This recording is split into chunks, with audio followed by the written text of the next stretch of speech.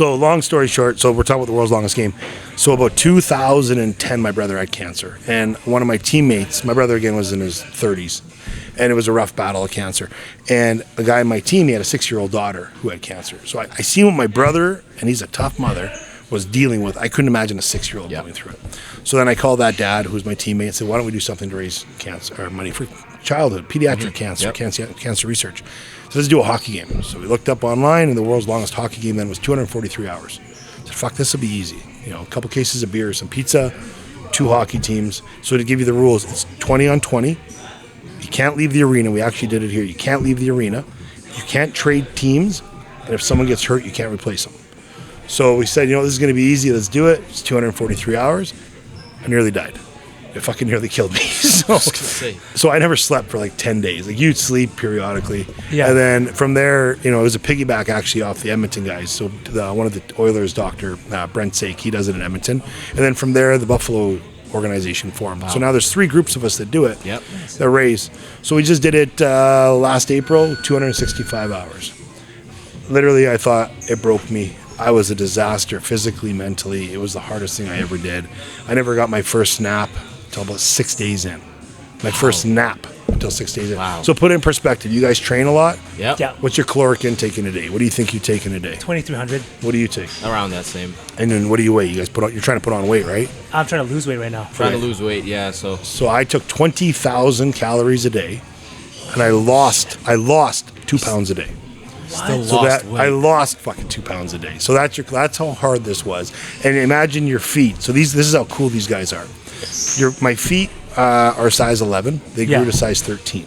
Oh my. So your skates, essentially, I had buddies that play hockey that are a lot bigger than me. Yeah. I wear size 9 skates. So skates are smaller than your shoe size. And I was wearing size 11 skates, and I couldn't even tie them. There's guys that if you have lace bite on the top of your foot, which I've never seen, it's pussing. We had guys with staph infections. We had, we had one gentleman, my cousin that played, he's the only recipient of 2 heart transplants in Canada. Ooh, I think in Canada or Western Canada. He played in it. He ended up dropping. So these guys literally, one guy had hip replacement surgery. Guys had knee replacement surgery. Yeah.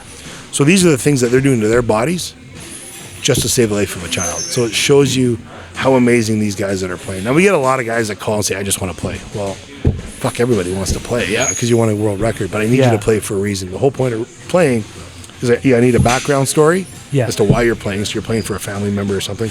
And B, you need to be able to raise money. Now, if you can't raise money, that's fine, because I need guys on the bench that got good morale. Right. Because, after 10 days of not sleeping, guys are cranky. I don't need 40 assholes on the ice. Like, I need... You might get 1 or 2 assholes, but the other 38 will correct them pretty quick. So then we're just going through the process. We're going to do it next April. It's the last one I'm going to physically do anymore. So we actually have a couple guys that have played. They're younger guys in their 30s.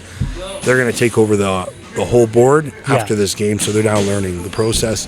I hope this keeps going for the next 30 or 40 years. So we've raised right around $4 or $5 million. Wow. $4 or $5 million in the 3 games so far. Wow. Yeah. So this one I'm going to go with a bang.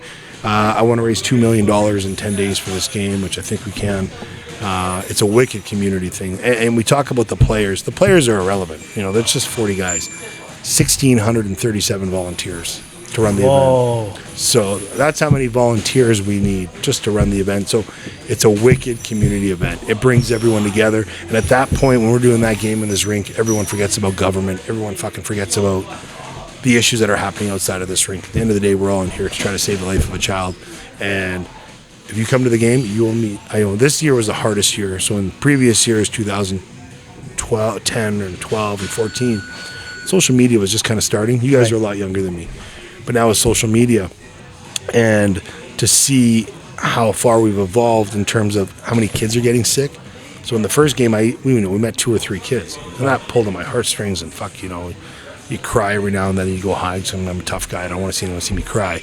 This game, every 2 hours, another kid with cancer was coming in. So it really motivated us. But it just goes to show you how bad it's getting. And I get the world population is growing, and our food is different. The food you guys are eating now compared to when I grew up is a lot different now. There's less preservatives back then and less chemicals back then, because the world population was a lot smaller. Yep. Now they just got to mass produce shit, which is great. And you look at cattle, for example. I'm going to fucking sidetrack here. But you look at cattle, for example, back when my day is, cow when they went to butcher was like 800 pounds. That same cow now today in 2023 is like 1,500 pounds. Yeah. Which is fine. So they put it's a tab they put in their ear. Well, fuck, when you butcher it up and you go to the store and buy it, it goes right into your system. So now you're starting to see some of these kids. I've never seen so many kids with diabetes and shit. You know, and so the world's changed a lot. The world's changed a lot. Population's grown, you know, and unfortunately, kids are getting more and more sick just due to the food they're eating and just, you know, the environment we live in. So, you know, we're gonna do our part and try to raise some money. And, you know, if it saves one kid, which it will save more than one kid, but if it just saves one kid, fuck, you know, it was all worth it. So 100%. Yeah. 100%. So like the impact you guys are making is you're making waves, because like people in Buffalo, you mentioned, are going to be... There's Buffalo, there's also Edmonton and Chestermere. We just keep breaking our records. We just keep challenging each other.